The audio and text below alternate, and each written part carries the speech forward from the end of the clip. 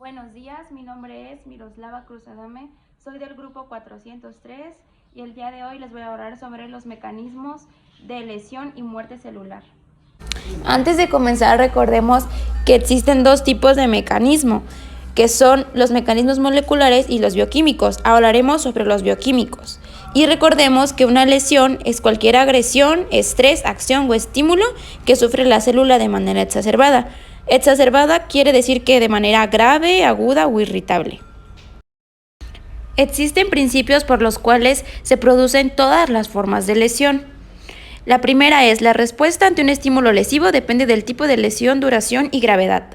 Aquí me refiero a que dependiendo la dosis de una toxina o la duración de una isquemia es el tipo de lesión que causará. Un buen ejemplo es cuando la toxina es de baja dosis y una isquemia es de corta duración. Ahí existe una lesión reversible y se puede llegar a adaptar para repararse. En cambio, si una toxina es de una dosis alta y una isquemia es de larga duración, la lesión sería irreversible y posteriormente puede causar una muerte celular. El segundo punto es que las consecuencias de un estímulo lesivo dependen del tipo, estado, adaptabilidad y composición genética de la célula. Aquí me refiero a que la misma toxina o isquemia que provoque una lesión puede ser totalmente distinta dependiendo el tipo de la célula. Un buen ejemplo también que viene en el libro de Robbins son nuestros músculos, ya que no existe la misma tolerancia en el músculo de la pierna que en el músculo cardíaco o en una célula del sistema nervioso que en una célula del sistema musculoesquelético. El tercer principio nos dice: la lesión celular se suele deber a las alteraciones funcionales o bioquímicas. Esto quiere decir que se llegan a afectar algunos orgánulos y vías bioquímicas de la célula.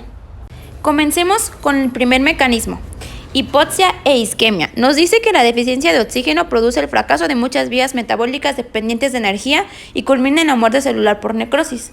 Aquí se refiere a que se reducen las concentraciones de ATP. Recordemos que existen dos vías para formar ATP, la aeróbica y la anaeróbica. En la primera el organismo utiliza oxígeno y en la segunda no. Existen tres causas. La primera, reducción del aporte de oxígeno, daño mitocondrial y acciones de ciertos tóxicos. Un ejemplo de esta última sería el cianuro, que interfiere con la cadena respiratoria. A continuación explicaré más a fondo de qué se trata la hipoxia e isquemia. Bueno, los efectos de la hipoxia e isquemia. La primera nos dice: reducción de la actividad de las bombas de sodio dependientes de ATP de la membrana celular. Esto quiere decir que los iones de sodio extracelular ingresan a la célula y los iones de potasio entran a la célula. Esto ocasiona un edema porque recordemos que el sodio siempre va acompañado de agua.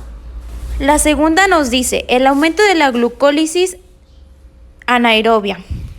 Esto quiere decir que se altera el metabolismo energético. Lo que les expliqué hace ratito, va disminuyendo el ATP, viéndose forzado a activar la glucólisis anaerobia, es decir, la que no necesita oxígeno. Esto hace que aumente el ácido láctico, se reduce el pH y disminuye la acción de algunas enzimas. Alteración estructural del aparato de síntesis de proteínas. Esto se debe a que hay una disminución de ATP y eso es lo que no permite la formación correcta de estas proteínas. La tercera, aumento de la producción de HERO. HERO es especies reactivas de oxígeno. Esto ocasiona daños en lípidos, proteínas y ácidos nucleicos. Y por último tenemos una lesión irreversible, es decir, una necrosis, ya que la célula no se pudo adaptar. Ahora pasamos a las lesiones celulares por toxinas. Estas nos dicen: las toxinas, incluidas las sustancias químicas ambientales y las producidas por los patógenos infecciosos, inducen un daño celular que culmina en la muerte celular de la célula por necrosis. Aquí me refiero a que las toxinas producen lesiones celulares mediante dos mecanismos generales: las toxinas de acción directa y las toxinas de acción latente. Ahí les puse un cuadrito para que se puedan guiar. La primera es que actúan combinándose con un componente molecular u un organelo, y la segunda quiere decir que no tienen la capacidad de unirse con un receptor, sino que se tienen que convertir en metabolitos reactivos y esos actúan sobre la célula. Ahora hablaremos sobre la lesión por isquemia-reperfusión. En determinadas circunstancias, la recuperación del flujo de sangre hacia un tejido isquémico pero viable determina la forma paradójica, un agravamiento de las lesiones celulares. En este mecanismo hay de dos. Restablece el flujo sanguíneo en isquemia, favoreciendo las lesiones para que sean reversibles, pero también esto puede inducir a más lesión y a una muerte celular.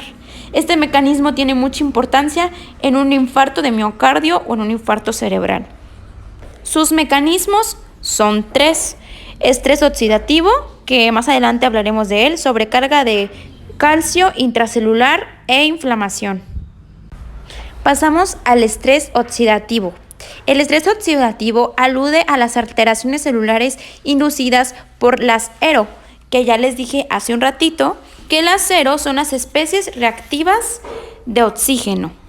El estrés oxidativo, para que lo entiendan más fácil, es una acumulación de radicales libres derivados del oxígeno. ¿A qué me refiero con radicales libres? Que son los ERO también. Entonces, cuando esto se aumenta o disminuye, cuando la producción de ERO aumenta o disminuye, resulta un estrés oxidativo. Este estrés oxidativo lo podemos encontrar forma parte del envejecimiento, del cáncer y del proceso inflamatorio. Y estos mismos radicales libres se pueden eliminar mediante antioxidantes y enzimas como la catalasa. Algunos efectos patológicos que tiene es la peroxidación lipídica, modificación oxidativa de proteínas y lesiones en el ADN. Todo esto derivado a lo que en la diapositiva anterior ya les expliqué. Ahora pasaremos al estrés de retículo endoplasmático. Aquí nos dice que la acumulación de proteínas mal plegadas en una célula puede causar estrés sobre otras vías compensadoras del retículo endoplasmático y producir la muerte por apoptosis. Puse una gráfica para que sea más fácil la explicación. En primera, hay una acumulación de proteínas mal plegadas, es decir, si se acumulan las proteínas no plegadas o mal plegadas en el retículo endoplasmático, se inducirá una respuesta celular protectora. A esta respuesta se le llama, como dice ahí, respuestas de las proteínas no plegadas. Posteriormente aumentan las chaperonas. Cuando aumentan las chaperonas es porque necesita más ayuda a la célula. Esto hace que se reduzca la concentración de proteínas mal plegadas y posteriormente se adapta o no se adapta. Entonces, si la célula se adapta, pues qué bien, hay algo reversible. Si no se llega a adaptar, mandan una señal a los sensores proapoptósicos. Estos se activan los sensores no apoptósicos y posteriormente se conduce a una apoptosis. Es importante recordar que existen unas causas de este estrés que se le ocasiona al retículo endoplasmático. Una son las alteraciones que aumentan la producción de proteínas mal plegadas y la segunda es una disminución de la capacidad para eliminar proteínas mal plegadas. También pueden entrar lo que son las mutaciones genéticas, envejecimiento, infecciones o el pH intracelular.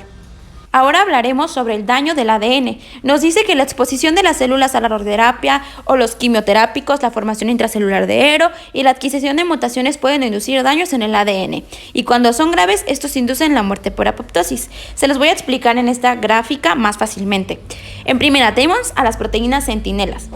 Cuando hay una lesión en el ADN, el ADN son percibidas las proteínas centinelas intracelulares. Estas transmiten señales que llegan a la P53, que son las proteínas supresoras de tumores.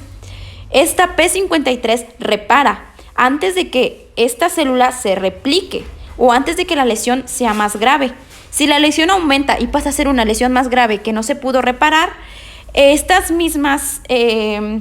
la misma proteína P53 activa la apoptosis. Bueno, una causa de esto pueden ser las mutaciones o el reordenamiento que posteriormente puede conducir a una transformación neoplásica. Ahora pasaremos al mecanismo de inflamación, donde nos dice que las células inflamatorias, incluidos los neutrófilos, los macrófagos, los linfocitos y otros leucocitos, secretan productos que destruyen los microbios, pero también pueden causar lesiones en los tejidos del huésped. Bueno, esto se debe a diferentes causas que les puse en esta parte, por patógenos, células necróticas, células inmunitarias, desreguladas, alergias, enfermedades inmunitarias. Esto quiere decir que si bien es cierto, la inflamación es una respuesta, también nos puede causar un daño. Entonces, esta reacción dañina que ocasionan se les llama hipersensibilidad. Ahora vamos con el último mecanismo, que es la hipertrofia. La hipertrofia es un aumento del tamaño de las células que conduce a un aumento del tamaño de los órganos. Esto quiere decir que la célula no es que va a haber más célula, que esa célula que ya existe simplemente va a crecer. Y esto va a conducir al aumento del tamaño del órgano. Pueden ser por dos vías, fisiológica o patológica. Una causa que les puse aquí es el aumento de necesidad o el estímulo. Aquí me refiero a que aumenta la necesidad de su funcionamiento o lo estimula un factor de crecimiento o alguna hormona.